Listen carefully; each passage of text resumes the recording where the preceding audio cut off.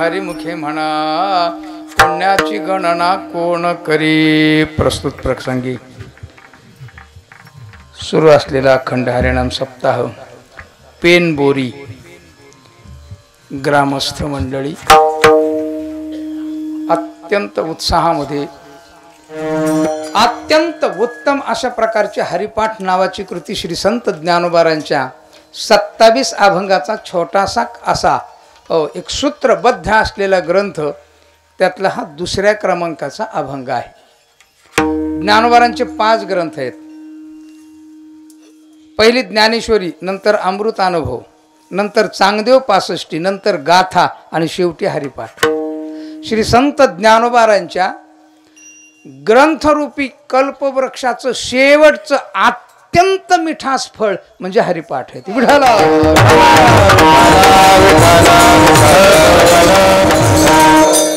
अर्थात हरिपाठ हा पाठ नाही असा मनुष्य प्रायः इथं नसल. असतील नाहीत जवळपास बरं का. आणि हरिपाठ रोज म्हणत नाहीत अशी माणसं मात्र कमी असतील. आहे की नाही. प्रायः महाराज लोक जर सोडले म्हणजे म्हणणाऱ्यामध्ये बरं का न म्हणणाऱ्यामध्ये नाही, म्हणणाऱ्यामध्ये तर बाकीच्या मंडळीचा नियम एक वेळेचा का व्हायना नक्की असतोच. असा हरिपाठ अत्यंत उत्तम ग्रंथ. या हरिपाठामध्ये अगदी पामरापासून ते सिद्धापर्यंत आनंद उपभोगाचं साधन म्हणजे हरिपाठ आहे. विठाला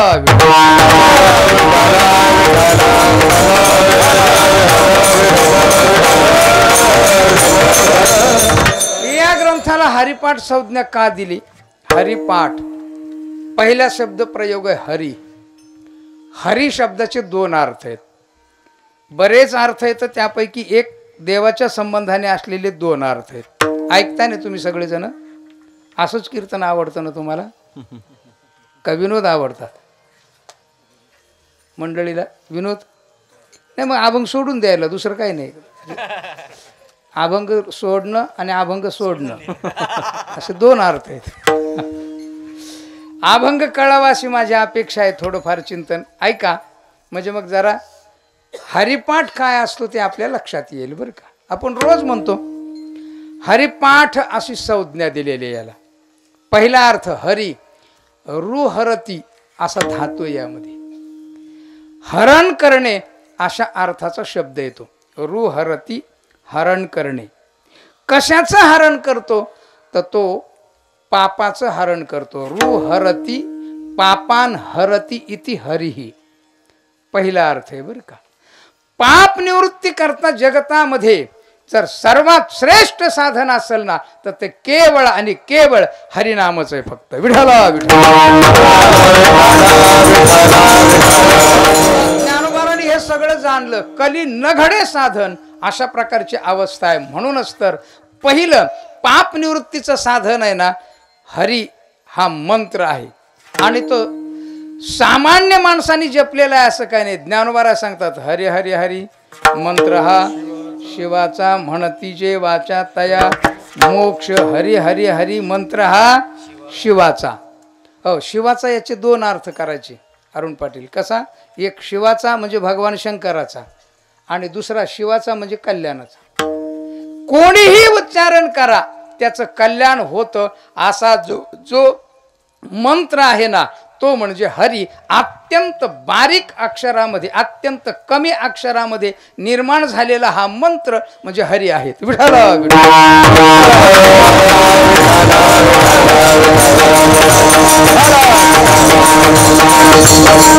अर्थात हा पहिला अर्थ झाला. याच्याकरता थोडं चिंतन करणारच आहोत आपण. दुसरा अर्थ आहे हरी रुहरती. काय हरण करतो? तर अज्ञानाचं हरण करतो. कशाचं? रुहरती अज्ञानान हरती इति हरिही. अज्ञानाचं हरण करतो म्हणून हरी शब्दाचा प्रयोग आहे. गंमत बघा, महाराजांनी एक अभंग लिहिला उत्तम आणि त्या अभंगामध्ये शब्द प्रयोग केला गीता सांगे हरी कुरुक्षेत्री. कुरुक्षेत्रावर गीता नावाचा ग्रंथ अर्जुनाला सांगितला. कशा करता सांगितला? काय उत्तर आहे तुमच्याकडे याचं गीतेचं? काय उत्तर आहे? कोण काय बोलत जा ना, काय हरकत नाही. कीर्तनकार अतिशय गरीब माणूस असतो. कशा करता? मोह निवृत्ती करता. आणि मोह आला कशाने? तर अज्ञानजन्य आहे मोह. अज्ञान निवृत्त झालं की मोह निघून जात असतो. म्हणून तर अर्जुन शेवटी मारला नष्टो मोह स्मृतिर्लब्धा. अर्थात अज्ञान नाशकता हा धर्म हा विशेष ज्या नावामध्ये आहे ना त्याला हरी म्हणतात. आणि असा हरी अज्ञाननाशक असलेला आणि पापनाशक असलेला हरी या हरिपदाचा प्रयोग करून पुढे पाठ शब्द ठेवला. पाठ शब्दामध्ये पठ्यती हा धातू आहे. पठ्यती इति पाठ. पाठ करणे अशा अर्थामध्ये येणारा शब्द येतो. पाठ करणे. काय पाठ करणे? कंठस्थ करणे असा आहे का? नाही. पाठ करणे शब्दाचा अर्थ अभ्यासवत पुन्हा पुन्हा उच्चारणे याला म्हणायचं पाठ. विठाला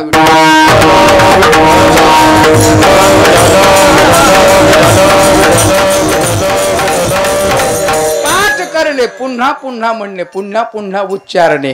आणि पुन्हा पुन्हा जसं आपण गायत्रीचे पाठ करतो, पुरुष सूक्ताचे पाठ करतो, त्यानंतर वेदाचे पाठ करतात मंडळी, तसं पुन्हा पुन्हा पाठ करणे. हरिपाठ, हरीचं पुन्हा पुन्हा उच्चारण करणे.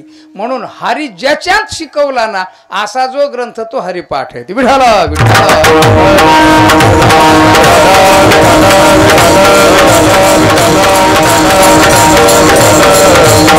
हा दुसऱ्या क्रमांकाचा अभंग आहे. अत्यंत सुंदर गोड अभंग आहे. पहिला अभंग लिहिला तर पहिला अभंग सांगायचा नाही, पण अवतरण म्हणून त्याला सांगावा लागतो, इलाज नाही त्याला, बरं का. ज्ञानोबारांच्या 5 ग्रंथापैकी शेवटचा ग्रंथ हरिपाठ. आणि या हरिपाठामध्ये पहिला अभंग ज्ञानोबारांनी लिहिला आणि त्या पहिल्या अभंगाची सुरुवात केली देवाची येद्वारी. मी तिथं देव काय ते सांगितलं बरं का. देवाची येद्वारी उभा क्षणभरी तेणे मुक्तिचारी साधिल्या हरिमुखे म्हणा हरिमुखे म्हणा. आणि हेच पालुपद हेच द्रोपद सगळ्या अभंगांना आहे. म्हणून हरिमुखे म्हणा हरिमुखे म्हणा. हो, पुण्याची गणना कोण करी. हरिपाठाचं फल काय? हो, संपूर्ण संत वाङ्मय किंवा परमार्थ हा सफल प्रवृत्तीजनक असतो आणि प्रपंच हा निष्फल प्रवृत्तीजनक असतो. विठाला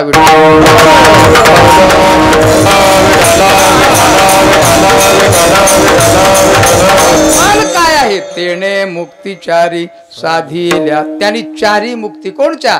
सलोकता, समीपता, स्वरूपता आणि सायुज्यता. यातल्या कोणची श्रेष्ठ आहे? सर्वश्रेष्ठ. तर सायुज्य मुक्ती सर्वश्रेष्ठ स्वरूपाचे ज्ञानोबा सांगतात.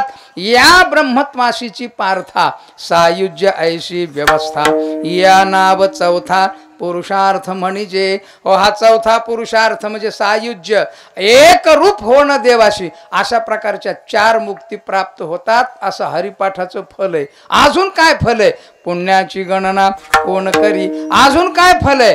द्वारकेचा राणा. अजून काय फल आहे? वैकुंठ भुवनी घर केले.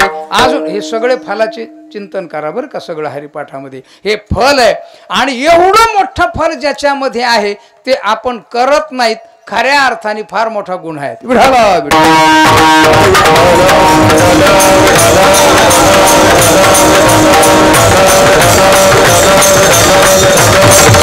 म्हणून सफल प्रवृत्तीजनक फलाचं प्रकरण श्री संत ज्ञानोबाराने सांगितलं आपल्याला की पुण्याची गणना कोण करी किती पुण्य आहे त्याची गणना करता येत नाही एका नावाची दोन नावाची चार नावाची अर्थात हरी शब्दाचा प्रयोग केल्यानंतर अगणित पुण्य प्राप्त होत असतं की जे मोजता येत नाही एवढं पुण्य प्राप्त होतं अशा पुण्याची गणना कोण करणार हे फल आहे याचं बरं का अर्थात जाता जाता श्री संत ज्ञानोबारायांनी तिसरं चरण लिहिलं पहिल्या अभंगाचं असोनी संसारी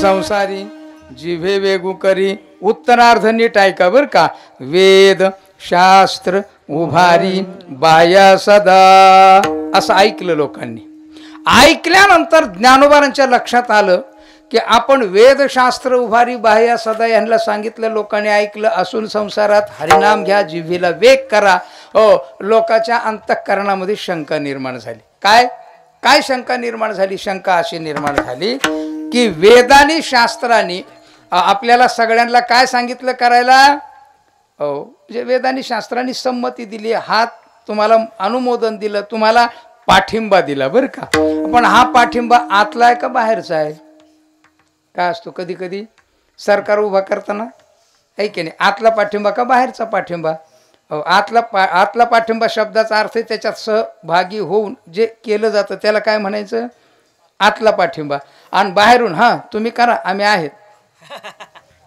तुम्ही करा तुम लढो हम कपडे लेके भागते संभालते नहीं हल्ली लेके भागने वाले ज्यादा है संभालने वाले कम है ध्यान में रखो बात बहुत बढ़िया है असा पाठिंबा आहे का पाठिंबा दिला जातो पण बाहेरचा पाठिंबा दिला जातो आहे की नाही हो म्हणजे तुम्ही करा आमची काय हरकत नाही आमचं मत आहे तुम्ही करावा असं कसं तुम्ही करा वा छान आहे असं असतं बरं का असं नाही जुन्या काळामध्ये एकादशी सांगायला ब्राह्मण येत असत बरं का यायची की नाही आपल्या दारामध्ये त्यावेळेला कॅलेंडर कमी होते एकादशी कधी पता लागत नव्हता बऱ्याच वेळेला एकादशी माहितीच नसायची म्हणून एकादशी सांगायला ब्राह्मण यायचा आणि आल्यानंतर दारामध्ये त्याच्या गळ्यात झोळी वगैरे असायची छान प्रकारची पंचांग हातात असायचं सांगायला सुरुवात करायचे जे आहेत ते कालाच्या ठिकाणी आज दशमीचा दिवस आहे उद्या एकादशी आहे एक भुक्त दशमी करावी निर्जला एकादशी करावी आणि परवा दिवशी जे आहे त्या ठिकाणी द्वादशी आहे आणि तीच सूर्य उदयाच्या वेळेला सोडावी आणि मग त्या एकादशीचं पुण्य लाभतं असं सांगतो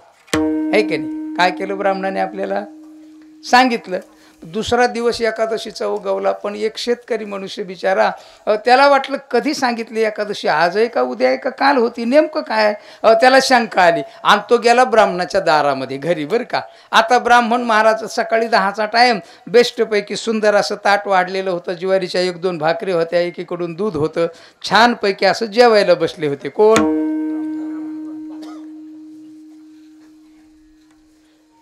जेवण सुंदर असं मांडलेलं आहे छानपैकी एकदम अगदी पत्नी वाढतीये त्यांची आणि तेवढ्यात हा गेला देवा एकादशी कधी आहे ते म्हटले आजच म्हटले हे काय आहे म्हटल्यावर ते म्हटले अहो मी सांगण्याचं काम माझं आहे करण्याचं काम सांगण्याचं काम म्हटले असं कसं हो द्या ते म्हटले 2-2 कामं कसे करायची मी एकट्याने सांगायचं बी मीच आणि करायची बी एकादशी मीच हे कुठं अर्थ आहे का याला हो मी सांगायचं आणि तुम्ही हो असा पाठिंबा आहे का काय असं वाटलं कोणाला हो हो हो एकादशी करा निरंकार करा निर्जला करा मरा मातीत जा तुम्ही आम्ही बेस्ट भाजी भाकरी छान दूध वगैरे रोटी असं आहे का पाठिंबा असा नाही. मग अशी शंका आली आणि या प्रमाणगत संशयाकरता बरं का शास्त्रीय शब्द प्रयोग आहे हा. प्रमाणगत संशयाकरता म्हणजे काय, वेद प्रमाण जे वेद वाक्य आहेत ना ते स्वतः करून सांगतात का नुसतं सांगतात, याकरता शंका निवृत्त व्हावी संपूर्ण समाजाच्या मनातली, याच्याकरता श्री संत ज्ञानोबाराने प्रमाणगत संशयाच्या निवृत्ती करता उत्तम अशा पद्धतीचा अभंग लिहिला. चहुवेदी जाण साही शास्त्री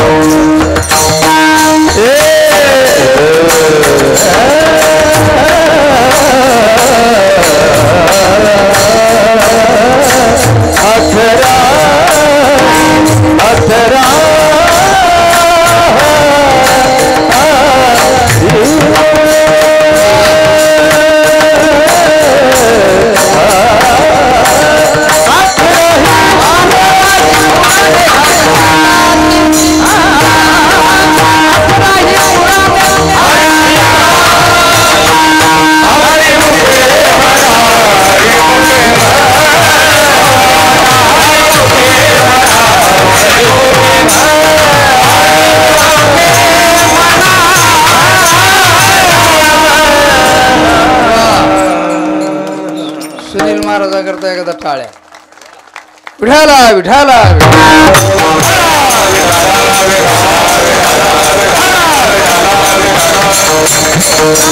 संशय निवृत्त व्हावा याच्या करता वेदाधिकाचं काय म्हणणं आहे स्वतः करून सांगतात का तुम्ही करा आम्ही तुम्हाला पाठिंबा देतो असं आहे का, ही शंका आली. त्यामुळे तर ज्ञानोबारांनी त्या शंकेचं निवारण करण्याकरता दुसऱ्या अभंगाला सुरुवात केली.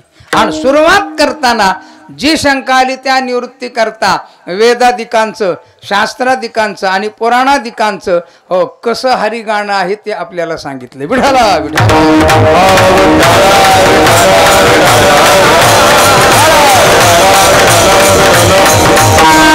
म्हणून तर ज्ञानोबारांनी बोलायला सुरुवात केली. चहुवेदी जाण साही शास्त्री कारण 18 ही पुराणी हरिशी गाती. 4 वेद 6 शास्त्र आणि 18 पुराण काय करतात, हरिशी गाती हे जे पद आहे ना सगळीकडे लावायचं. हरिशी गाती चहुवेदी हरिशी गाती साही शास्त्री हरिशी गाती 18 ही पुराणे. आता कसं गाती एवढं बघायचं आणि सेवेला विराम द्यायचा. विठाला विठाला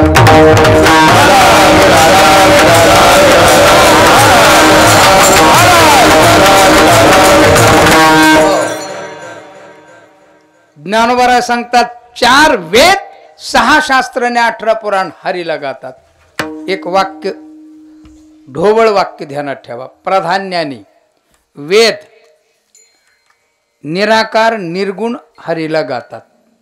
पहिलं वाक्य बरं का, काय वेद निर्गुण निराकार हरीला गातात प्राधान्याने, शास्त्र सगुण निराकार परमात्म्याला गातात आणि पुराण सगुण साकार परमात्म्याला गातात. आलं लक्षात? 3 गोष्टी. वेद गातो निर्गुण निराकार परमात्म्याला, शास्त्र गातात सगुण निराकार परमात्म्याला आणि संपूर्ण पुराण गातात सगुण साकार परमात्म्याला. तुम्ही पहा सगळ्या पुराणांच्या मध्ये कथा येतात अतिशय उत्तम. आता आपल्या इथं श्रीमद भागवत कथा चालू आहे. कथेमध्ये किती देवाला हा भगवान परमात्मा कृष्णाचा जन्म, गोपीचं गाणं हे तर पुढे आहेच आहे, पण किती सगळ्यात जास्त अवघड आहे भागवत सांगणं बरं का. भागवत सगळ्या गेलेल्या लोकांची नावं ध्यानात ठेवावी लागतात पहिल्यांदा. मोठा प्रोग्राम आहे सगळ्यात तो. हा ते मनुष्य तो पहिलं सुरुवात झाल्यापासून अगदी बरं का. हो, आणि ते नाही ध्यानात राहिले तर लिहून तरी आणावं लागतं.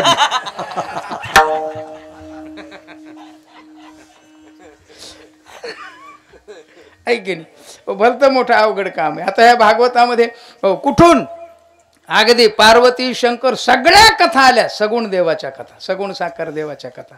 ऐके नाही, कोणी काय केलं, कोणी काय केलं, त्याच्याकरता देवाला अवतार किती, 10 अवतार नाही, अनंत अवतार. आणि अनंत अवताराच्या अनंत कथा ज्याच्यात आहेत ना त्याला त्याही पेक्षा एक पुराण. 18 पुराणाचं नाव ज्ञानोबारांनी इथं 1800 संख्या सांगितली, पण अजून ज्या 18 मध्ये संकेत येत नाही असेही पुराण आहेत काही, तर त्या पुराणापैकी ज्ञानोबारांनी एका पुराणाचं नाव घेतलेलं आहे हरिवंश पुराण. हे 18 पुराणात येत नाही. मध्वयम भद्वयम सगळं म्हणून काढा, त्याच्यात हा हरिवंश पुराण येत नाही. हरिवंश पुराणामध्ये अनंत उत्तम कथा आहेत. आणि हल्ली आहे ना भविष्यात पुराण आहे, भविष्य पुराण. हो, राणी व्हिक्टोरिया पर्यंतच्या सगळ्या कथा आहेत त्याच्यात. हे जे काही बी ही टलाट हिंगण बेट काही आहे की नाही, हो ते त्या भविष्य पुराणातले सगळे. विठाला विठाला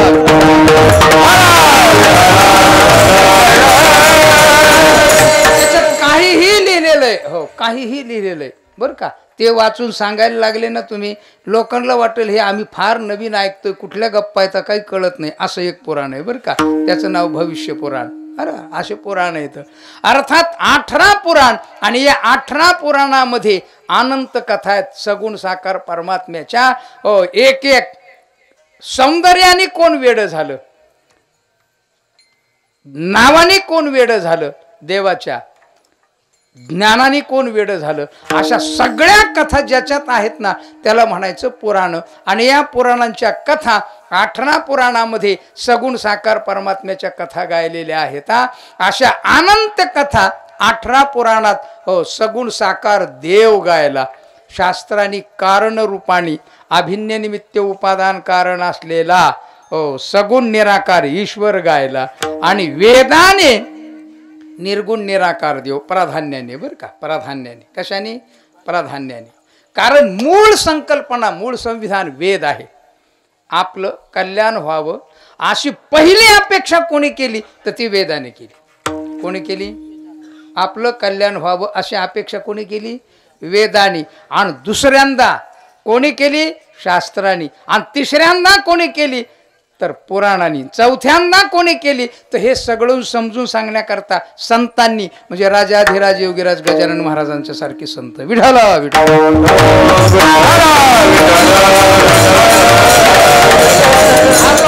हा अभंग सुद्धा राजाधिराज योगीराज श्री संत ज्ञानोबारांचा आहे. आणि जन्मप्रसंग म्हणजे प्रगट दिन सुद्धा राजाधिराज योगीराज यांचाच आहे बरं का. योगीराज ज्ञानोबारा सुद्धा योगीराज, ज्ञानराज माझी योग्यांची. राजाधिराज ज्ञान यांचा गुरु राजा महाराव. महाराजही तसे सगळे संत. मी शेगावला कीर्तन केलं होतं, राजाधिराज ह्या बिरुदावलीवरच कीर्तन केलं पहिलं एक. विठाला विठाला.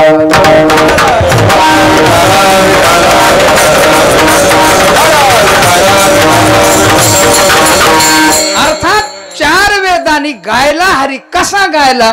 आता नीट ऐका वाक्य बरं का. हरी जो गायला तो जाणीव स्वरूपाने हरी गायला. कसा गायला? जाणीव स्वरूपाने. म्हणून ज्ञानोबा काय म्हणतात पहा, चहुवेदी जाण, 4ही वेदांनी जाण दिली. जाण काय दिली? जाण दिली बरं का आपल्याला. का? वेदापेक्षा मोठं जाणतं या जगतामध्ये कोणीही नाही. पहिलं ज्ञानोबा सांगतात, वेदापासून आगळे पाहे पा जाणीवेचे बळे, वेदापासून असे कोणी आगळे? वेदापेक्षा मोठं जाणीवेला आहे का कोणी? जाणीव आहे. जी जी जाणीव आलेली आहे ना, ती सगळी जाणीव वेदाने दिलेली आहे. प्रपंचाची जाणीव दिली, परमार्थाची जाणीव दिली, जगण्याची जाणीव दिली आणि मरणाचीही जाणीव दिली. अशी समग्र जाणीव देणारा कोण आहे? तर फक्त आणि फक्त वेद आहे. विठ्ठला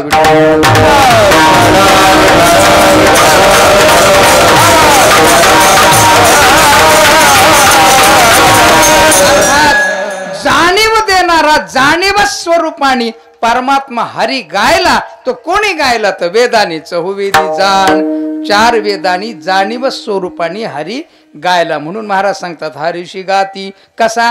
जाणीव स्वरूपाने चहुवेद हरीशी गाती. आता कसा गायला? जाणीव स्वरूपाने हरी गायला. हो, आता काय जाणीव दिली? नीट ऐका वाक्य बरं का. संपूर्ण समाजाच्या ठिकाणी भाव जागृती व्हावा याकरता वेदांनी पहिल्यांदा अवांतर वाक्याचं उच्चारण केलं. काय केलं? अवांतर वाक्य आणि महावाक्य अशी दोन वाक्य आहेत. अवांतर वाक्य शब्दाचा अर्थ काय? अवांतर वाक्य शब्दाचा अर्थ आहे आपल्या ठिकाणी देवाच्या अस्तित्वाचा निसंदेह बोध व्हावा याकरता अवांतर वाक्य उच्चारले बरं का. सत्यम, ज्ञानम, अनंतम, ब्रह्म हे स्वरूप लक्षण आहे देवाचं. कसं आहे? ज्याच्यात कधीच बदल होत नाही, हे स्वरूप लक्षण आहे. आणि या स्वरूप लक्षणाची जाणीव आपल्या अंतःकरणात व्हावी. सगळ्यांच्या देव आहे अशी पक्की जाणीव व्हावी. एवढं सोपं वाक्य नाही बरं का हे. नीट वाक्य आहे का? एवढं सोपं नाही. देवाच्या अस्तित्वाची निसंदेह जाणीव ज्याला होती ना, त्याच्यात काय काय बदल होतो तुम्हाला सांगतो. देवाच्या अस्तित्वाचा निसंदेह बोध होणं झाला, त्याच्यात काय काय बदल होतो? त्याच्यात बदल होतो पहिला, त्याच्यातलं दुराग्रह वृत्ती निघून जात असते. काय जाती? दुराग्रह. दुसरं विषयासक्ती जात असते. विषय असतात पण आसक्ती जात असते. 2, 3 अहंकार जात असतो. वाक्य ऐकलं? काय जातं? देवाच्या अस्तित्वाचा निसंदेह बोध झाल्यानंतर काय होतं? दुराग्रह जातो. गेलाय का आपला? नाही, गंध लावणाऱ्याचं गेलाय का? स्वतःला आणि दुसऱ्याला गेलाय का दुराग्रह आपला? जेवढा शिकतो तेवढा दुराग्रह वाढतो. काय होतो? मी कीर्तनकार आहे का तुम्ही कीर्तनकार आहे? तुम्हाला अक्कल आहे का मला अक्कल आहे? हे कोण म्हणतं? कोण म्हणतं? म्हणा ना कीर्तनकार म्हणतो असं. एवढं काय त्याच्यात? त्या खरं आहे ते खरं आहे की नाही? दुराग्रह कोणाचा वाढतो? बर. विषयासक्ती कोणाची वाढते? महाराज एक दिवस नाही जाग्यावर. विषयासक्ती, आसक्ती वाढते. काय होते? आसक्ती. मग अशीच बोलली, आसक्ती वाढते. हो. अहंकार, अहंकार तर इतका वाढतो. हे पोरं आता गुरुजीकडे शिकतात बरं का. हे पोरं म्हणजे माझा धंदा तोच आहे, पोरं शिकवणं. धंदा म्हणजे पैसे कमी होते आम्ही त्याच्यावर. आम्ही बिगर पैशाचे पोरं शिकवतो. म्हणजे बिगर पैशाचे म्हणजे ज्यांच्याकडे पैसे नाहीत असेच पोरं माझ्याकडे आहेत. कारण त्याला फी नाही आणि मला कोणी पगार देत नाही. अशी संस्था आहे गुरुवर्य कुंभार गुरुजी वारकरी शिक्षण संस्था. म्हणजे महादेवबा, भरत महाराज, शिवाजी महाराज ह्या सगळ्यांना महाराजांना कल्पनाच आहे सगळ्याला. ही संस्था अशी चालवतो. अर्थात हे पोरं येतं नवीन आले ना, इतके बेस्टपैकी राहतात, इतकं सुंदर. अरुण महाराज तुम्हाला चांगला अनुभव, इतकं बेस्ट. हो बाळू उठ रे, ते पाणी असं म्हणेपर्यंत जातं पळत आणि पाणी घेऊन येतं. ते पाणी जरासं की 1 वर्षभर राहिल्यानंतर त्याला 5-50 बोलं येतात आणि हरिपाठ वाजवता येतो. म्हणजे हरिपाठाचा धिंगाणा कसा करायचा तेवढंच कळतं.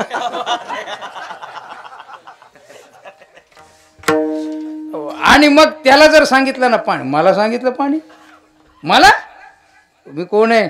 मृदंग वादक आहे. अहंकार आला का गेला? मग देवाच्या अस्तित्वाचा बोध झाला का नाही झाला? उलट जो पहिला होता तो पण गेला. आलं का लक्षात? मग बऱ्याच वेळेला बोर घेताना लागलेलं पाणी पण जात असतं कधी कधी. तसाच कार्यक्रम आहे हा. गेला एकदम.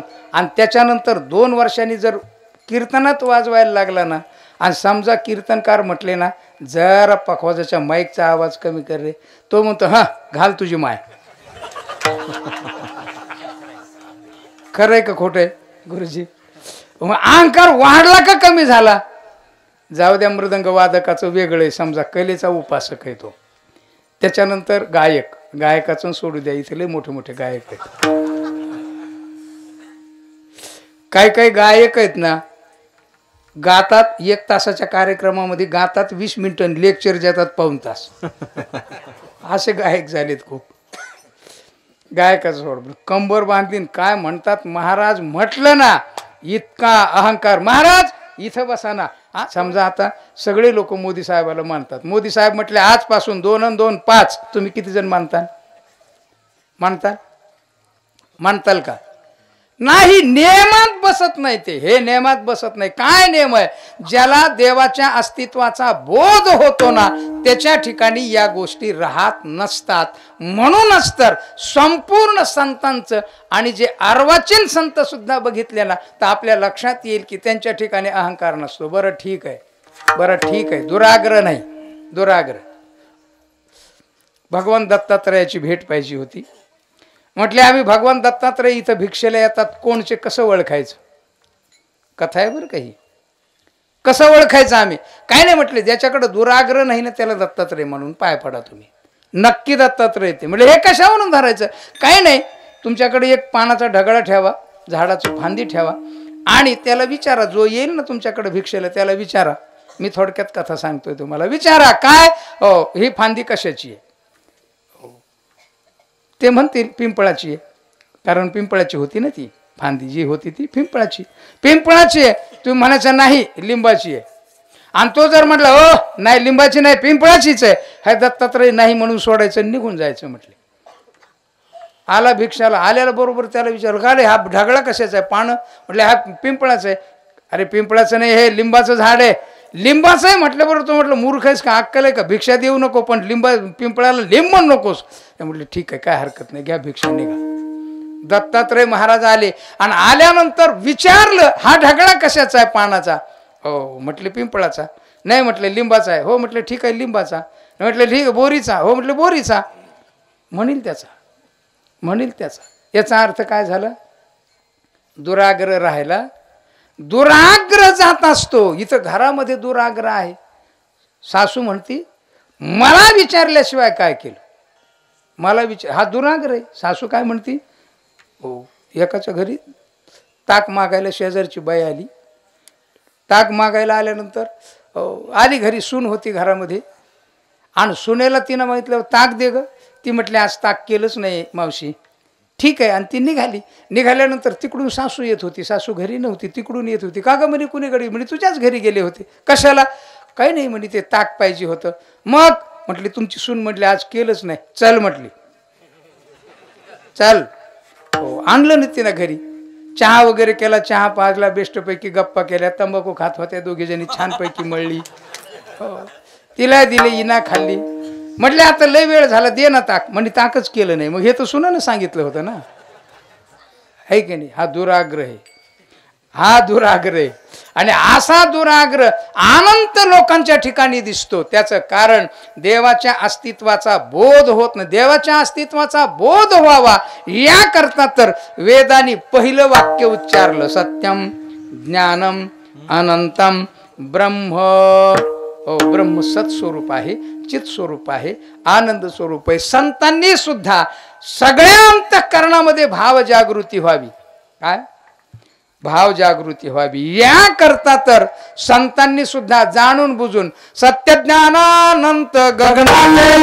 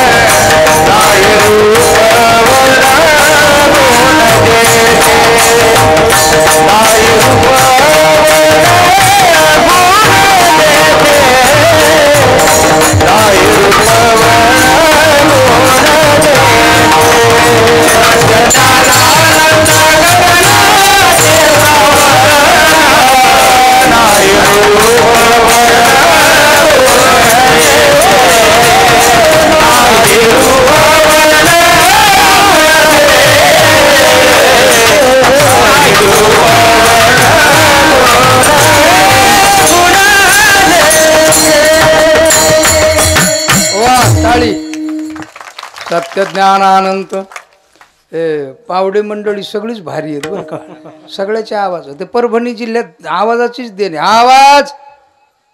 हो परभणी काय जगात जर्मनी काय नाही महाराष्ट्रातच आहे. हो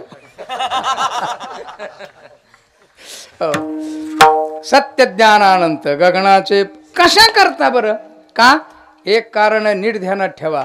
वेद पहिलं वाक्य उच्चारतो आपल्या अंतःकरणामध्ये भावना निर्माण व्हावी, भाव जागृती व्हावी. आता भाव कशाला म्हणायचं ते नीट ऐका बरं का. भाव काय एवढा सोपा नाही, स्वस्ता नाही, कांद्याचा नाही, सोयाबीनचा सुद्धा नाही. कापसाला आता 8,000 झालाय का? किती 8,000 आहे का? 8,000. इकडं कापूसच नाही का? सोयाबीन काय 12,000 रुपये. हा नाही जास्त झालं का भाव जरा? नाही मी पंतप्रधान झालो तर नक्की 15,000 देणार, पण होत नाही हे नक्की ध्यानात ठेवा तुम्ही. विठाला विठाला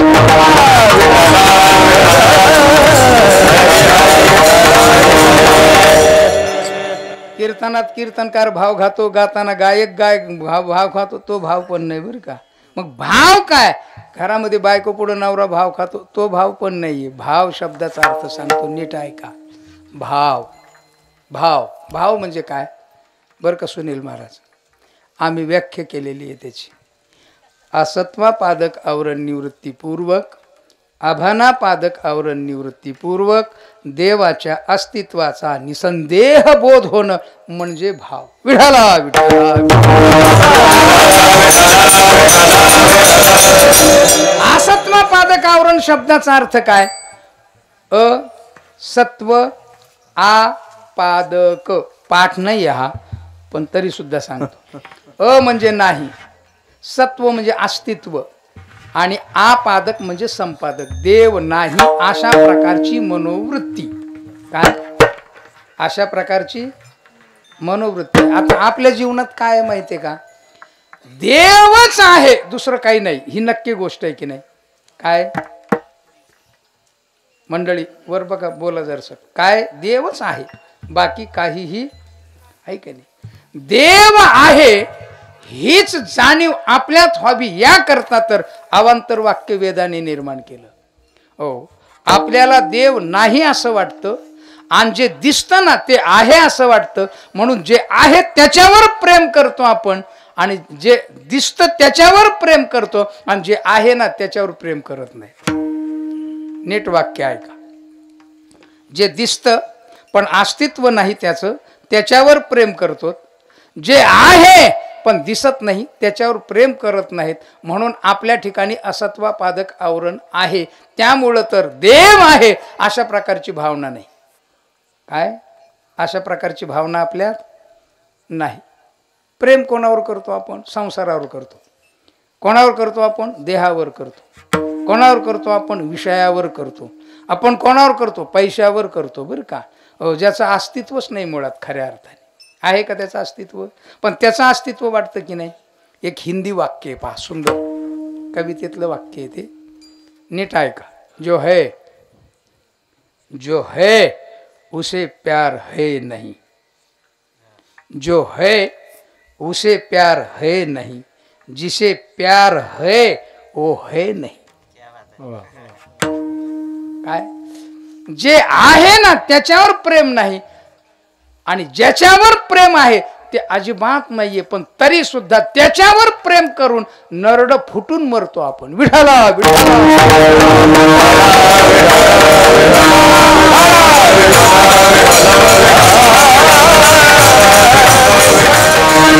अर्थात गंमत बघा, जे नाहीच त्याच्यावर प्रेम करतो आणि ते निघून गेल्यानंतर रडत बसतो. जे आहे त्याच्यावर संत प्रेम करतात, म्हणून तर संतांच्या जीवनात रडण्याचा कार्यक्रमच येत नाही. काय येतो? कधीच रडत नाही. त्याचं कारण आहे त्याच्यावर प्रेम करतात आणि जे आहे ते आहे वाटावं या करता तर वेदाने पहिल्यांदा अवांतर वाक्याची निर्मिती केली आणि त्या अवांतर वाक्याने असत्वापादक आवरण निवृत्ती पूर्वक आणि आभानापादक आवरण निवृत्ती पूर्वक हो भान देवाचं भान. हो माणसं पाप का करतात? देवाचं भान नाही म्हणून पाप करतात, है की नाही? आता सध्या आहे ना 3 गोष्टी जास्त वाढल्यात. 3 गोष्टी कोणच्या वाढल्यात माहिती आहे का? एक आहे अनाचार, दुसरा आहे हिंसाचार आणि तिसरा आहे भ्रष्टाचार. बर, भ्रष्टाचार कोण करतं? तलाठी. हा, तलाठी तर भ्रष्टाचाराचा आदिनाथ गुरुच आहे. इथं असलेले तलाठी सोडून, इथं जर कोणी असेल तलाठी तर चाललंय, ते तलाठी सोडून. बरं का, सरासरीनं तलाठी ही जात कीर्तनाला नसती, ते कुठंतरी काहीतरी कार्यक्रमात असतात. कोणी उग पंचायत, पण हे काय जात नाही कोणची, ही सरकारी आहे. ही जात कोणची आहे? सरकारी. आणि ही कोणाला ताण देते? सगळ्या माणसाला ताण देते, सामान्य माणसाला. आलं का लक्षात? त्यामुळं काही का घाबरायचं कारण नाही, पण वास्तविकता आहे. अहो कधी कधी तलाठी म्हणजे तलाठ्याच्या ह्याला चक्रा मारल्या तर देव भेटेल पण तलाठी भेटत नाही, इतकी बेकार परिस्थिती आहे. हो, सातबाऱ्याला जे द्यायला अत्यंत कठीण आहे बरं का. हो, भ्रष्टाचार कोण करतं? बरं, तलाठी चुकीचा आहे का आपण चुकीचे? आपण त्याला पैसे देतो की नाही? नाही साहेब एवढे घ्या पण करा, काय एवढे घ्या पण. हां, म्हणजे त्यांनी खाल्ला का आपण खाल्ला? हे काय त्यांनी केलं का आपण केलं? भ्रष्टाचार आपण सुरुवात केली, म्हणजे आपण त्याला प्रवृत्त केलं की नाही? मग लोकांनी त्याला बर्बाद केलं, लोकांनी त्याला करायला लावलं, लोक आपोआप बर्बाद झाली, तरी सुद्धा त्यांच्या नावाने खडे फोडायचे काही बरं काही नाही. भ्रष्टाचार एक हे बरं का. कोण करतं? हल्लीच्या काळात भ्रष्टाचार हा शिष्टाचार झालेला आहे. त्यामुळे हर एक व्यक्तीला भ्रष्टाचार करून मोठं व्हायचं असते. भ्रष्टाचार फक्त शाळेफिळेतच नाही, अजून काय त्याच्यात बी. संस्था चालक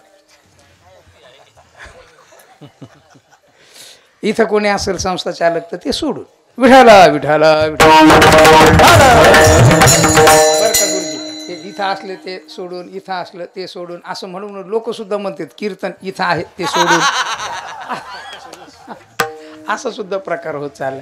याचा अर्थ देवाच्या अस्तित्वाचा बोध. ह्या 3 गोष्टी सांगत होतो मी. एक भ्रष्टाचार, दुसरा अनाचार कीर्तनात बोलू नये असा अनाचार चाललेला आहे. हो, असा अजून स्त्रिया बऱ्या आहेत. काय जुन्या काळातल्या स्त्रिया आणि आजच्या स्त्रीमध्ये जमीन आसमानचा फरक झालेला आहे. जमीन आसमानचा. आजची स्त्री नवऱ्याला इतका सन्मान द्यायला तयार नाही. हो, खरंच सांगतो मी, म्हणजे विनोद म्हणून तुम्ही ऐका, पण खरी गोष्ट सांगतो बरं का. पुण्यात मी 2 नंबर बसनी कात्रजला चाललो होतो गुरुजी.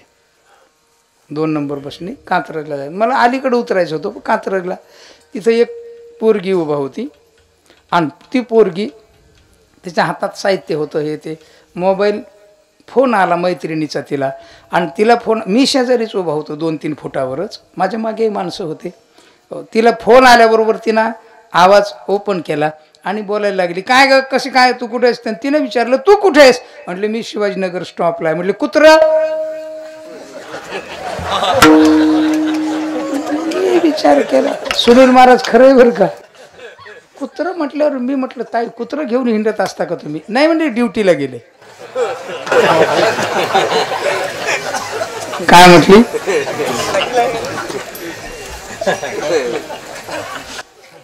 अहो लई शॉक मोठा बसलो मला. आता ती धार्मिक होती अधार्मिक होती हे काय माहिती नाही मला.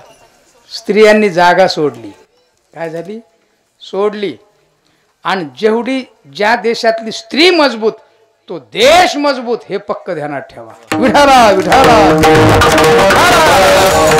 ज्या देशातल्या स्त्रीला बिघडण्याचा प्रोग्राम सुरू झाला त्या देशाच्या बर्बादीला कार्यक्रम सुरू झाला, असं ध्यानात ठेवा. अशी वय विचित्रता आहे. हो, ते तर जाऊ द्या. आमच्या एका मित्राची बायको त्याला रोज सकाळी 10 वाजता शिव्या देते.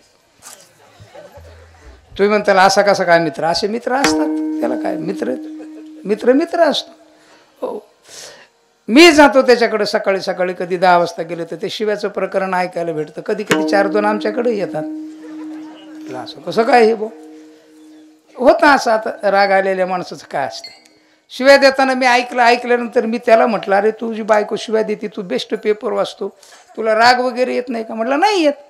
मी म्हटलं तू का संत झाला का काय राग नाही यायला? तो म्हटलं संत वगैरे नाही. म्हटलं मग का राग येत नाही? म्हटलं माझी बायको रोज नवीन नवीन शिव्या देते. म्हटलं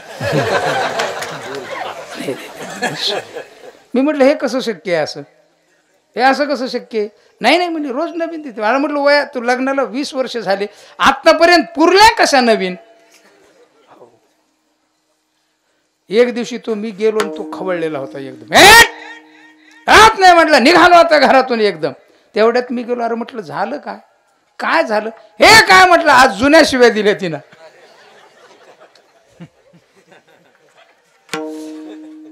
काय म्हटलं हे सारखं सारखं शिव्या, हे असलं अजिबात जगायचं नाही मला. निघालो म्हटलं मी.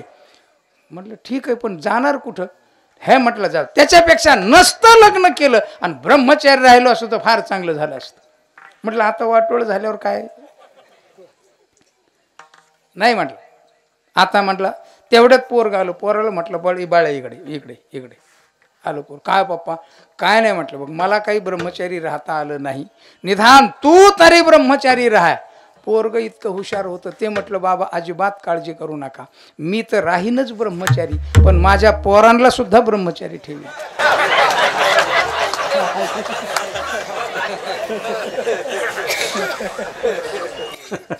त्याला म्हटलं इकडे ये बरं, गरम पाणी आणून तुझं पाय धुतो. तुझा बाप बी असाच ब्रह्मचारी आहे.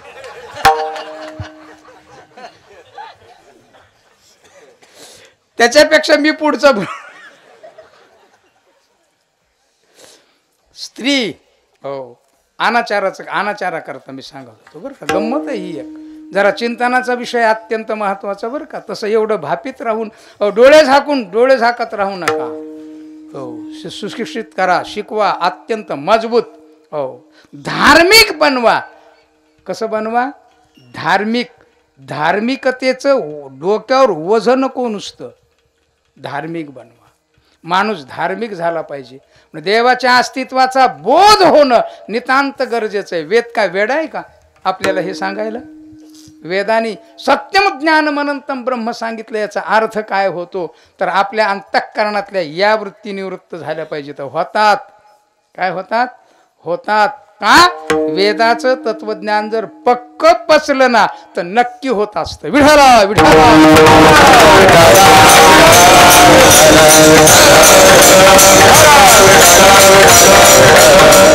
अनाचार, त्यानंतर हो हिंसाचार इतका मोठ्या प्रमाणात वाढलेला आहे. 12-12, 15-15 वर्षाची कोयता घ्या, बनेन घ्या, काय हे घ्या, हे नावं तरी कशी कुंडून येतात कोणाला माहिती. त्यांना का कपडे नव्हते काय कधी बनेनवरच राहत होते ते गँग. याचा अर्थ हिंसाचार. हे वाढतंय कशामुळे? हे वाढतंय याचमुळे. आणि म्हणून भारतीय संस्कृती तत्वज्ञान संपन्न असून सुद्धा ज्या देशामध्ये वेद जन्माला आला, ज्या देशामध्ये शास्त्र जन्माला आलं, ज्या देशामध्ये पुराण जन्माला आले, अनंत कथाकार, कीर्तनकार, संत जन्माला आले, त्या देशामध्ये या गोष्टी होऊ लागल्या. याचा अर्थ लोकांना धार्मिक बनवण्यामध्ये हो जे काही पंथ आणि पुढचे लोक आहेत ते असक्षम झालेत असा दुसरा अर्थ आहे. विठाला विठाला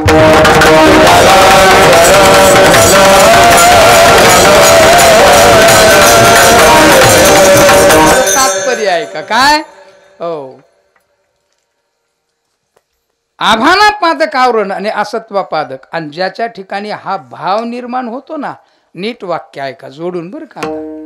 ज्याच्या ठिकाणी अभानापादक आवरण निवृत्त होतं, असत्वापादक आवरण निवृत्त होतं आणि देवाच्या अस्तित्वाचा पक्का बोध होतो ना, त्याच्या प्राप्तीची अपेक्षा होत असते. काय होत असते? पुढचं वाक्य, ही वस्तू अमुक अमुक अशा अशा प्रकारची सुंदर आहे असं कळालं ना तुम्हाला की तुम्हाला नक्कीच त्या वस्तूच्या प्राप्तीची अपेक्षा होती. डॉक्टर साहेब बरोबर का चुकीचं? आणि जर नाही प्राप्त झाली अशी इच्छा तर तो माणूस नाही, जनावर आहे. आलं का लक्षात? कशी होते? उदाहरण सांगतो. ब्राह्मणाला कुठे? कौंडण्यपूरला आल्यानंतर रुक्मिणी मातेसमोर इतकं सुंदर वर्णन केलं, इतकं सुंदर वर्णन केलं. कोणाचं?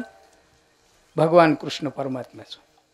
हो, तो योद्धा असा आहे, सुंदर असा आहे, सुदर्शन चक्र असं आहे, अशा प्रकारचं अनंत सुंदर असं वर्णन केलं. इतकं सुंदर वर्णन केलं की त्या सुंदर वर्णनाचा परिणाम रुक्मिणी मातेच्या अंतःकरणात कृष्ण परमात्म्याच्या प्राप्तीची अपेक्षा निर्माण झाली. आणि ती किती झाली, तिनं लगेच पत्र लिहिलं. आता सांगतील पत्र ते. हो, फार सुंदर. मी आता एक स्पेशल एक कार्यक्रम करणार आहे रुक्मिणी स्वयंवर. हो, जे हुंडा मागतात की नाही त्या हलकट लोकांकडे आता हुंडा मागायचं बंद झाले असतील. हा, चालू आहे का? मिळत नाही तरी सुद्धा हा थोडं फार चालू आहे का? फार थोडा? फार फार थोडा. अशी अपेक्षा निर्माण झाली तिच्या अंतःकरणामध्ये की आता मला आत्ताच्या आत्ता कृष्ण परमात्मा भेटला पाहिजे, आत्ताच्या आत्ता. आणि इतका प्रयत्न, पत्र लिहिलं आणि ते पत्र परमात्मा कृष्णाकडे त्याच ब्राह्मणाच्या द्वारा पाठवलं. ब्राह्मणांनी वर्णन केलं, ब्राह्मणांनी सुंदरता, ब्राह्मणांनी शौर्य परमात्म्याचं, परमात्म्याच्या अस्तित्वाचा विचार प्रतिपादन केला. आणि रुक्मिणी मातेला अपेक्षा निर्माण झाली. आणि अपेक्षा निर्माण होऊन तिनं पत्र लिहिलं, सांगितलं काही कर, पण हे पत्र काय कर, देवाकडे पाठव, देवापर्यंत निहून पोहोच कर. आता तुम्ही विचार करा, महाराष्ट्र आणि द्वारका किती दूर. त्यावेळेला द्वारकेचं राज्य उभा केलेलं होतं बरं का. जरासंधाच्या भीतीनं द्वारका उभा केलेली होती. आणि तिथं परवाच पंतप्रधान साहेब त्याचं दर्शन घेऊन आले खालून. विठाला विठाला.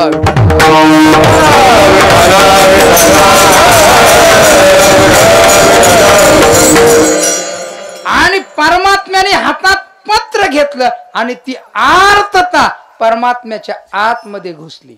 नीट ऐका वाक्य, परमात्म्याच्या आत. परमात्मा इतका व्याकुळ झाला, रथ घेतला, कोणालाही सांगितलं नाही, स्वतःच्या स्वतः निघाले.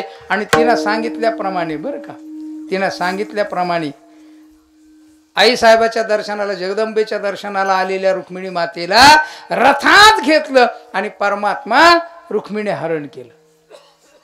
किती अतिशय आनंदाने तिनं परमात्म्याशी समर्पण केलं. का?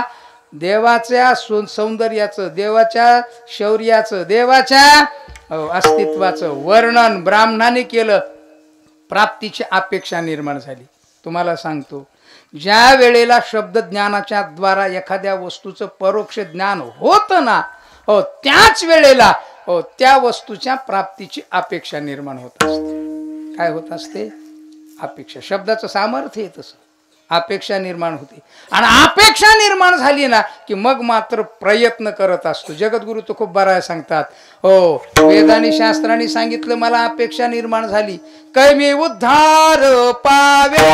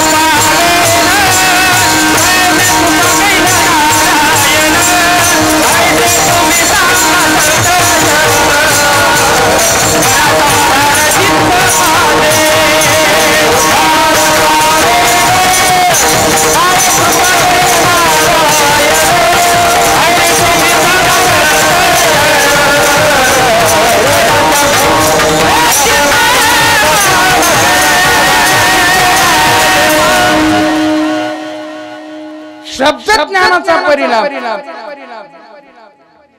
मी कधी उद्धाराला प्राप्त होईल, अपेक्षा निर्माण झाली, प्राप्तीची अपेक्षा निर्माण झाली आहे की नाही. वर्णन ऐकलं आणि प्राप्तीची अपेक्षा निर्माण नाही झाली तर तो पदार्थ वाईट आहे अशा प्रकारचं कळलं पाहिजे. विषयाचं वर्णन केलं, काय विषयाचं वर्णन संतांनी केलं. काय केलं विषयाचं वर्णन? की ज्याचं स्मरण केल्याबरोबर माणसाचं पतन होतं. प्राप्तीची अपेक्षा निर्माण व्हावी का? काय वाक्य कळलंय का तुम्हाला मी काय बोललो ते? विषयाचं वर्णन केलं काय ज्याच्या स्मरण मात्रे करून माणसाचं पतन होतं असं विषयाचं वर्णन केल्यावर प्राप्तीची अपेक्षा व्हावी का त्यागाची अपेक्षा व्हावी? आणि त्यागाची अपेक्षा होत नसेल तर पापी आहेत का पुण्यवान आहेत? आपण कसे आहेत? आपण पक्के आहेत का कसे आहेत? खास खानदानी, खास खानदानी. हो, विषयाचे ध्यान विपाये वाहे जरी मन, तरी येसणे हे पतन गिवसीत पावे. एवढं मोठं विचित्र आहे बरं का त्याचं. आणि एवढं विचित्रता जर असेल तर त्या विषयापासून दूर गेलं पाहिजे की नाही आपण? पण जातो का? त्याच्यात जातो. काय होतो? हो, हल्ली तर ज्याचं झालं नाही त्याला फार तळमळ आहे, आणि ज्याचं झालेलं असतंय ना ते फार परेशान आहे. सोडून गेले तर बरं वाटते. आता वरवर तुम्ही काय म्हणत असताल भाग निराळा आहे की नाही? याचा अर्थ आहे शब्दाची शक्तीच अशी आहे की त्या परमात्म्याचं सत्यम ज्ञान मनंतम ब्रह्म आनंदम ब्रह्मणो विदुहू अशा प्रकारचं ते ब्रह्म जाण आणि मग अपेक्षा निर्माण होती. म्हणून तर जगद्गुरु तुकोबारांनी एक प्रमाण लिहिलं, भाव ज्याची गाठी. भाव शब्दाचा अर्थ काय? आभानापादक आवरण निवृत्ती, असत्वापादक आवरण निवृत्तीपूर्वक देवाच्या अस्तित्वाचा निसंदेह बोध झाला. परिणाम अपेक्षा निर्माण झाली. अर्जुनाला सांगायला सुरुवात केली आणि सांगता सांगता प्रज्ञावादांश शब्दाचा प्रयोग आला आणि प्रज्ञावादांश शब्दाच्या प्रयोगावरून अर्जुनाने विचारायला सुरुवात केली, हे देवा स्थितप्रज्ञस्य का भाषा, सांग मला, दाखव बरं तू कसा आहे. हो तू सांग ना, मग मला ओळखता येईल. तू सांगितल्यानंतर ओळखता येईल. याचा अर्थ असा आहे अपेक्षा निर्माण होते आणि ती अपेक्षा निर्माण व्हावी आणि ती अपेक्षा तेव्हाच निर्माण होते की त्याच्या अस्तित्वाचा निसंदेह बोध झाला की देवाच्या अस्तित्व. म्हणून तर मग वेदाने महावाक्य उच्चारायला सुरुवात केली. काय? परोक्ष ज्ञान झालं. काय? परोक्ष ज्ञान झालं, त्या वस्तूच्या प्राप्तीची अपेक्षा निर्माण झाली. काय झालं? वेदाने सुरुवात केली, त्वमेव साक्षात ब्रह्म आसी, तूच देव आहेस, तत्त्वमसी. अयम आत्मा ब्रह्म, हा आत्मा ब्रह्म आहे. प्रज्ञानम ब्रह्म तत्त्वमसी, आणि मग त्याचा विनियोग अहम ब्रह्मास्मी. हे वेदाने हरी गायलेला आहे. कसा गायला? असा जाणीव स्वरूपाने हरी गायला. कोणी गायला? तर वेदाने. म्हणून तर श्री संत ज्ञानोबाराय बोलतात, चहुवेदी जाण, चार वेदाने असा हरी गायला, जाणीव स्वरूपाने हरी गायला. आणि असा हरी कळाला ना आपल्याला की आपलं जीवन कृतार्थ होत असतं. विठाला विठाला.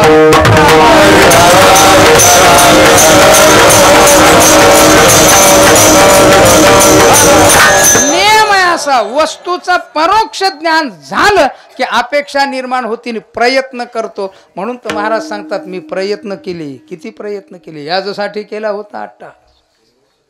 हो, शेवटचा दिस गोड व्हावा याच्या करता मी प्रयत्न का करतो?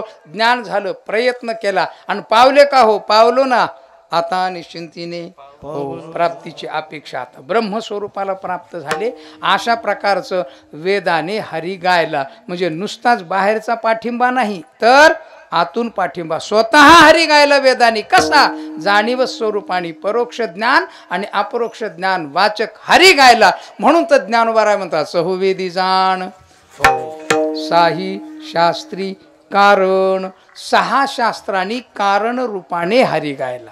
नीट वाक्य तयार करून घ्यायचं. कसं? कारण रूपाने.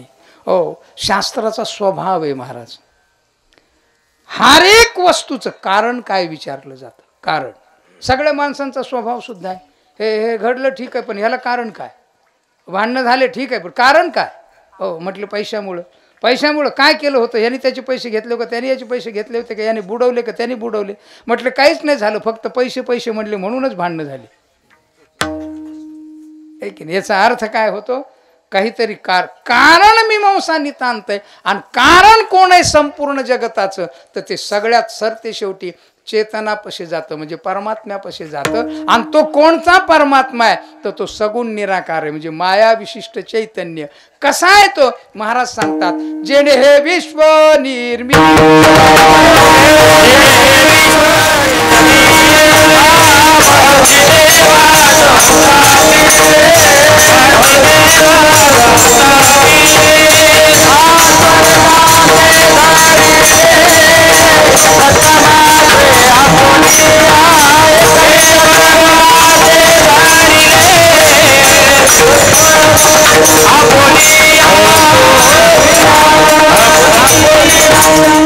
आता साही शास्त्री बर का, आता इथं एकही शास्त्री नाही वाटतं का आहेत कोणी?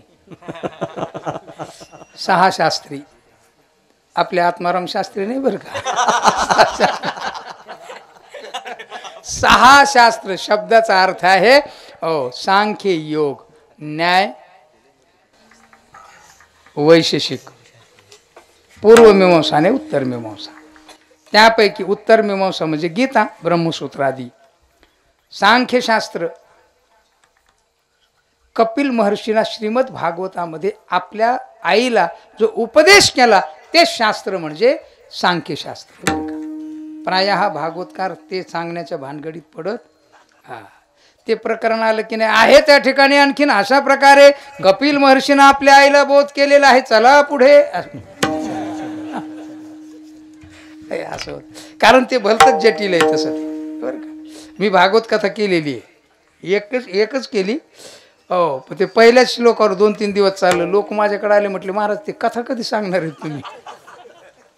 जन्मादेश येतो ना, ते म्हटलं आता ते मला नाही जमत एवढं कथेचं, पण हे ऐका ना. ते म्हटलं असलं नाही, कथा पाहिजेत आपल्याला. खरंच रुची आहे कथेमध्ये, आणि कथेने माणूस भावनिक होतो, कथेने माणसात अंतःकरणामध्ये सुधार होतो बरं का. रडलं गेलं पाहिजे, रडवलं गेलं पाहिजे. असे कथेने काय होतं, रडलं तर रडायचं, रडवतं तर कशाने पितं. आता काही गोष्टी सांगितले की रडतात. हल्ली कीर्तनकारच रडतात बरेच जण. कशामुळे रडतात काही कळ ना मला. काय विढाला गंमत बघा. 6 शास्त्रांनी कारण रूपाने हरी गायला. कसा कारण रूपाने? या संपूर्ण जगताचं कारण मी सांगत होतो. जेणे हे विश्व निर्मिले कोणी? माया विशिष्ट चैतन्याने. एक ओम बहुश्याम, अशा प्रकारचं संपूर्ण विश्व. कोण कारण आहे याचं?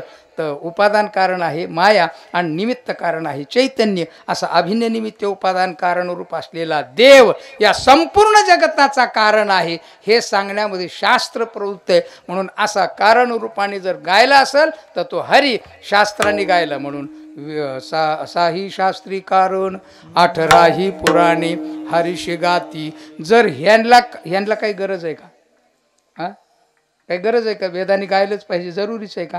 वेदाने गायला आपल्याला उपयोग झाला, वेदाने गायलं, वेदाला काय उपयोग आहे का? काही नाही. शास्त्राने गायलं, आपल्याला उपयोग झाला, शास्त्राला काही कारण आहे का? वेदाने पुराणाने गायला, त्यांना काही गरज आहे का?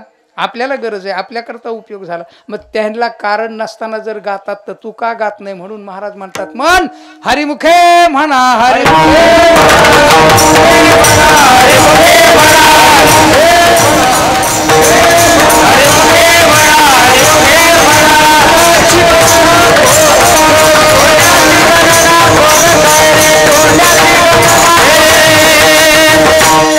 हरिमुखे म्हणा, हरिमुखे म्हणा, हरिमुखे म्हणा. मग 2दा म्हटले बरं का. एक पाप निवृत्ती करता हरिमुखे म्हणा, आणि दुसरं अहम ब्रह्मास्मी त्याकारक स्वरूप वृत्तीना स्थिर आनंद उपभोगण्याकरता हरी म्हणा.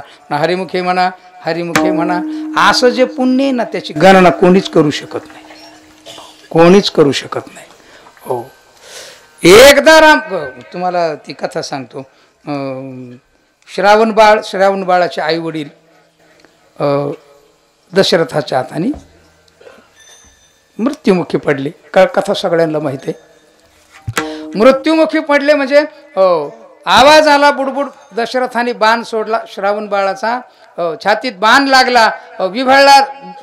दशरथ महाराज गेले आणि मग आईवडिलाकडे पाणी आणलं, तेही सुद्धा श्रावण बाळ आला नाही म्हणून विरहाने मेले. शाप दिला. अग्निदहन वगैरे सगळं केल्यानंतर आपल्याकडून 3 हत्या घडल्या, ब्रह्महत्या. किती घडल्या? 3. आता काय करायचं? प्रायश्चित्त काय करायचं? हे पूर्वीच्या राजांची मनोवृत्ती होती बरं का. काय होती? आत्ताच्याने किती किती खून केलेले असतील सांगता येत नाही. दशरथ राजा, आपल्याकडून 3 हत्या घडल्या, आता काय करायचं? काय प्रायश्चित्त करायचं? गेले आपल्या गुरुजींच्याकडे. कोणाकडे? वशिष्ठ महर्षींच्याकडे. वशिष्ठ महर्षी घरात नव्हते, तपश्चर्या करता बाहेर गेलेले होते अनुष्ठानाकरता. मुलगा होता घरामध्ये, वेदाध्ययन झालेला मुलगा. दशरथ महाराजांनी प्रश्न विचारला. अहो म्हटले, माझ्याकडून 3 ब्रह्महत्या घडल्या, मी याच्या प्रायश्चित्तादाखल काय करू? ते म्हटले बसा. हातावर पाणी दिलं. म्हणा रामकृष्ण हरी, म्हणा सोडा पाणी. 1 ब्रह्महत्यातून निवृत्त झालात तुम्ही. दुसऱ्यांदा पाणी दिलं. म्हणा रामकृष्ण हरी, पाणी सोडलं. दुसऱ्या ब्रह्महत्येतून निवृत्त झाले. तिसऱ्यांदा हातात पाणी दिलं. रामकृष्ण हरी म्हणा. हो, सोडलं पाणी. 3 ब्रह्महत्येतून तुम्ही 3 नावांनी मुक्त होता. निघून गेले. निघून गेल्यानंतर वशिष्ठ महर्षी आल्यावर वशिष्ठ महर्षीला मुलांनी कथा सांगितली. म्हटले असं असं झालं. राजा दशरथ महाराज आले, त्यांच्याकडून 3 हत्या झाल्या वगैरे वगैरे कथा सांगितली. प्रायश्चित्त विचारत होते. मी त्यांना सांगितलं, एका ब्रह्महत्ये करता 1 रामकृष्ण हरी म्हणा, पाणी सोडा, प्रायश्चित्त होऊन तुम्ही मुक्त होताल. महर्षी म्हटले, मूर्खा, इतक्या नावाची काय गरज होती? एका नावात 3 ब्रह्महत्या जात होत्या. किती? मग आपण कितीदा म्हणलो? आपण म्हणलो की नाही? हा, हो, फोनवर सुद्धा रामकृष्ण हरी रामकृष्ण हरी. हो, फोन ठेवल्याबरोबर म्हणतो मूर्ख होता. असं रामकृष्ण हरी पुण्य देत की नाही? हो, 3 नावं म्हटलं एवढं पुण्य. पुण्य अगणित पुण्य आहे. पुण्याची गणना कोण करी? एका गावामध्ये 2 भाऊ होते. कथा ऐका बरं, गोष्ट आहे, काल्पनिक आहे पण सुंदर आहे. 2 जण होते. लय शास्त्र सांगितलं ना महाराज, बेजार होतील म्हणून मी आपलं हो, नाही तर कारणाची परंपरा बघितली तर 6 शास्त्रांनी कसं. माझं पाठ आहे, कारण रोज पोराला शिकवतो म्हणून पाठ आहे माझे ते. हो, अतिशय सुंदर चिंतन आहे त्याचं, पण तुमच्या डोक्याच्या पलीकडे जाईल म्हणून मी आपलं पुढे नाही. आता वेळही होत आलेला आहे. गंमत अशी झाली, गावामध्ये 2 जण भाऊ, आणि 2 जण भाऊ तर एक माळकरी वारकरी, छानपैकी भजनाला जायचा, पूजनाला जायचा, दान धर्म वगैरे करायचा. माणसाने दान करत जात जावं, हरिभक्ताला दान देत जात जावं. हो, आपल्याकडं असेल ते पैसे देत जावेत, अन्नदान देत जावं. सोन्या अंगठी तुम्हाला कोणी घातलेली? लोकांनीच घातली ना? का तुम्ही केली? तुमच्याच लग्नात का दुसऱ्याच? हो, सरासरीनं महाराजाच्या वाट्याला काही येत नाही बरं का. सोनं आहे ना, सोनं इकडं तिकडे येतं काही महाराज म्हणजे, इकडं नाही येत सोनं. हो, ते जावायच्या वाट्याला येतं. कोणाच्या? हो, ते बरं, त्या जावायला देऊन काय पुण्य होतं असं तुम्हाला वाटतं का? हां, बरं, अंगठी दिल्यावर तो तुम्हाला नमस्कार करतो असं वाटतं का? तुम्हाला वाटतं का? अहो, ते वैतागलेलं असतं, ते कशाला येते? ते काय करतं, काय ते म्हणत नाही, ते बोलतच, ते विचारच करीत नाही. सासऱ्यानं दिलं म्हणून काय झालं, काय त्याच्या बापाचं गेलं काय एवढं, म्हणजे त्याचा बाप काढतो ते. जावई नावाची जातच बिलंदर असते. अतिशय इथले जावई सोडून चालले. एका जावानी सासऱ्याला फोन केला. सासरे बा, तुमचं हे शेवटचं फळ मला दिलं, मी बेजार झालो या फळाने.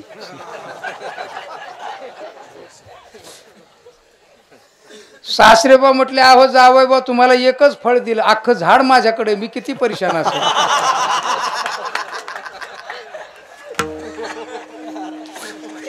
तुम्हाला वाटतं का पुण्य होतं त्याला दिल्याने म्हणून? भलते दान धर्म असं करण्यात प्रवृत्ती त्याची. भजनाला गेला की त्याच्या धाकट्या भावानी असं तिकडं बसायचं, आणि मग जवळजवळ शेजारी घर. हां, आला पहा, आला. कोण्या गावाला गेला तर कोणाला माहिती, कोणाला टाकलं कोणाच ठेव असं म्हणायचं हरिभक्ताला बरं का तो. हो, आला फसवून, जेवून आला दुसरीकडूनच, नाही का असं असं म्हणायचं. हा, तब्येत वाढली तुझी तिकडं दुसऱ्याचं खाऊनच, हरी हरी करता करता असं असं म्हणायचं, नाव ठेवायचं. याला भलतं वाईट वाटायचं, आपण हरिभक्ती करतो, आपला भाऊ उगीच नरकाला जाईल. आपला भाऊ एक संत आली त्याच्या घरी, आणि संत आल्यानंतर अतिशय सुंदर पूजा वगैरे केली बरं का त्याने. घाली संताशी आसणी, पूजा करी काया वाचा म्हणी, एका जनार्दनी जाणे, इच्छिले ते पुरवी. सुंदर पूजा अर्चा केली, जेवण वगैरे, दान दक्षिणा वगैरे दिली. साधू खुश झाले. हो, मजबूत साधू होते, एकदम खुश झाले. खुश झाल्यानंतर भक्ता हो तू अतिशय चांगली सेवा केली, वरमगृही काय पाहिजे ते मागून घे तुला. हो ते म्हणे बाबा काही नाही, मला एकच दुःख आहे, माझा भाऊ आहे ना जो भजन करतात सात्विक वागतात त्यांना सतत शिव्या देतो, हो तो नरकाला जाईल याची भीती आहे, त्याचं मला वाईट वाटतंय.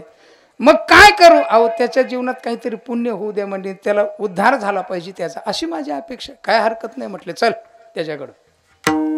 गेले त्याच्या दारात. ते बुवा बघितल्यावर तर त्याला भलता राग आला. बुवा बघितल्याबरोबर तो आंघोळीला निघाला. म्हटलं याचं तोंड पाहिलं ना आंघोळच करावी लागती. मुख देखून बी रक्ताचे सचेल करी, असा रागवला. दारातच उभे राहिले, मजबूत होते चांगले. इथं कोणीच नाही तसं, उभा राहिले. बाहेर जायचं नाही, बस इथं, तुझ्याकडे दान मागायला आलो. अरे म्हटलं दान फिन काय देत नसतो मी, जीव देईल पण दान देणार नाही. दान तर घेतल्याशिवाय मी जाणार नाही. म्हटलं मी काही दान देत नसतो, पैसा रुका आकडा धान काय हे नकोच आहे म्हटले मला, तू एक दान दे. म्हटले मन रामकृष्ण हरी. तो म्हटला ते तसलं काही म्हणत नसतो मी. तेवढं मी काय म्हटलो, ते म्हटलं तू काही म्हण, पण ते तसलं आहे ना मी काही म्हणत नव्हतो. तो रामकृष्ण हरी म्हणत नाही असं नव्हतं म्हणत बरं का, ते तसलं म्हणत नाही. इतके खानदानी असतात काही, ते नाही म्हणत मी. त्याने सांगितलं तू जर नाही म्हटला ना नरड दाबून तुला इथंच मारून टाकणार. आणि आले ना पुढं, त्याला वाटलं आहे मजबूत ताकदीचं आहे, दुसऱ्याचं खाल्लेलं आहे, काय सांगता येते, मारून टाकील. त्याच्यापेक्षा आपलं म्हणा. हा म्हटलं धर रामकृष्ण हरी म्हण. म्हणले अजून एकदा रामकृष्ण हरी म्हण, अजून एकदा रामकृष्ण हरी. तीनदा रामकृष्ण हरी म्हटले, दिलं सोडून. त्याला निघून गेले साधू. मरणाची वेळ आली. विष्णुदूत आले आणि यमदूत आले. म्हटले विष्णुदूत म्हटले आमचं गिऱ्हाईक आहे. यमदूत म्हटले नाही, अख्ख्या जीवनात ग्रामपंचायत नीट होऊ दिले नाही, सप्त्याची वर्गणी तर दिलीच नाही त्याने. भलत्या भानगडी लावल्या गावामध्ये. हो नाही हे आमचंच गिऱ्हाईक आहे. ते विष्णुदूत म्हटले ह्याने तीनदा रामकृष्ण हरी म्हटले, साधूच्या मुखातून आलेलं. ते म्हटलं मग त्याचं काय पुण्य आहे ना तेवढं वजा करा. आणि काय पुण्य म्हणजे काय पुण्य, पण त्याचं पुण्य किती कसं सांगावं. ते विष्णुदूत म्हटले आम्हाला काय माहिती नाही भाऊ, 3 नावाचं पुण्य किती आहे, तुम्ही काय देता त्याचं फल. हो म्हटले आम्हाला नाही सांगता येत. यमदूत म्हटले आमचा तर तो कार्यक्रमच नाही, आम्ही फक्त भ्रष्टाचारीच आहोत. मग म्हटले आता इथं कोण साधू आहे. गावात एक महाराज होते, त्यांना बोलवलं. म्हटले आम्ही याला न्यायला आलो, हा पापी आहे आणि 3दाच रामकृष्ण हरी म्हटलं, त्या रामकृष्ण हरीचं पुण्य. ते म्हटले ज्ञानोबा आहे. म्हटलं पुण्याची गणना कोण करी, मला काही सांगता येत नाही बा.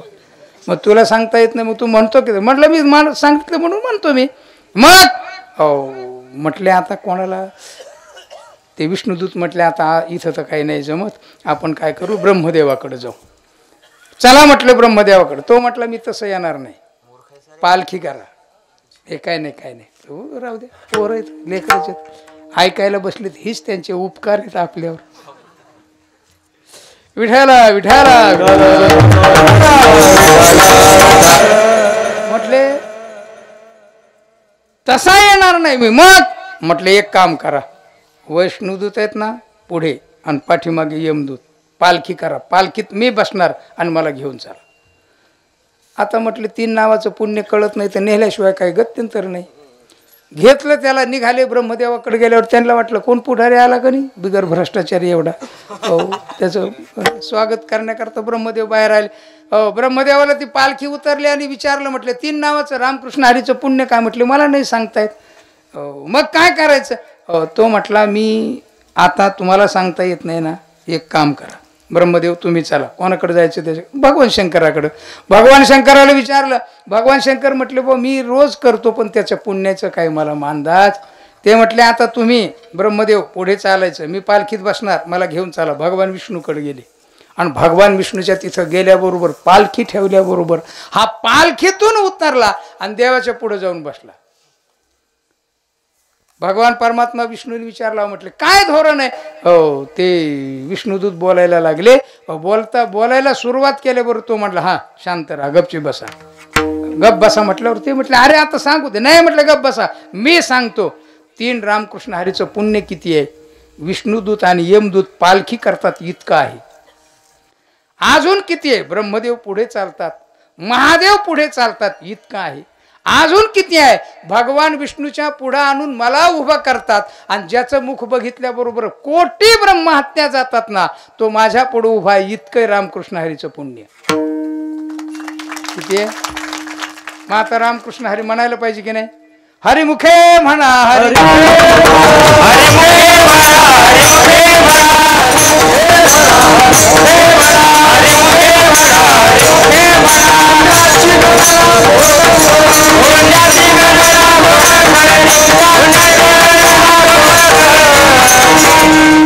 वेदाने हरी गायला जाणीव स्वरूपाने, शास्त्राने कारण रूपाने हरी गायला.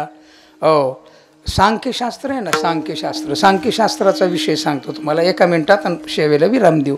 सांख्यशास्त्राने आहे ना, पुरुष हा असंग आहे असं चिंतन केले. काय केले. आणि वेदाने काय केले. असंगो अयम पुरुष हा असं चिंतन केले. म्हणजे तात्पर्य सरते शेवटी शास्त्राचं कारण चिंतनामध्ये आहे. म्हणून तर जगद्गुरु तुको श्री संत ज्ञानोबाराय सांगतात. ते जगद्गुरु म्हणायची सवय लागली ना रोज, नवीन अभंग घेतल्यावर असंच होतं ते. हो, श्री संत ज्ञानोबाराय सांगतात की शास्त्राने कारण मीमांसेच्या द्वारा हरी गायला. हो, वेदाने जाणीव स्वरूपाने हरी गायला आणि पुराणाने कथा स्वरूपाने हरी गायला. तू सुद्धा म्हण का. अनंत पुण्य वैकुंठ भुवनी घर केले. अशा प्रकारचं अनंत पुण्य उत्पन्न होतं. म्हणूनच तर राजाधिराज योगीराज श्री गजानन महाराजांच्या प्रगट दिनाच्या निमित्ताने आपण या दुसऱ्या अभंगाच्या पहिल्या चरणाचं थोडंसं चिंतन केलं. तसं विस्तीर्ण चिंतन केलं तर तुम्ही ऐकायला बसणार नाहीयेत. विठोबा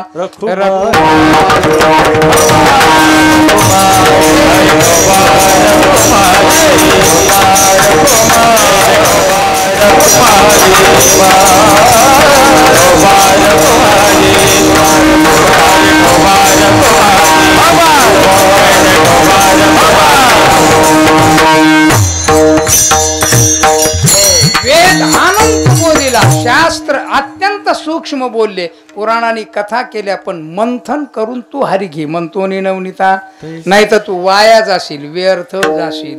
कथा पुराणाच्या नुसत्याच रडून सांगशील. म्हणून वाया व्यर्थ कथा सांडी मार्ग एक हरी आत्मा जीव शिव. हे महावाक्य हरिपाठातलं.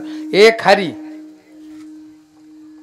तोच आत्मा, तोच सगळ्यांच्या मध्ये तोच परमात्मा आहे. एक हरी आत्मा जीव शिव समान आहे. समम सर्वेषु भूतेषु तिष्ठन्त परमेश्वरम.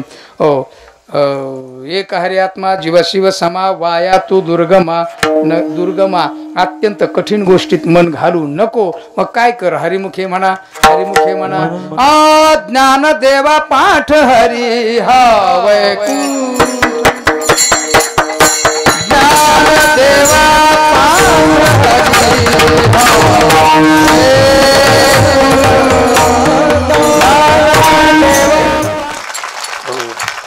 हरिमुखे म्हणा, हरिमुखे म्हणा. पुण्याची गणना कोण करी.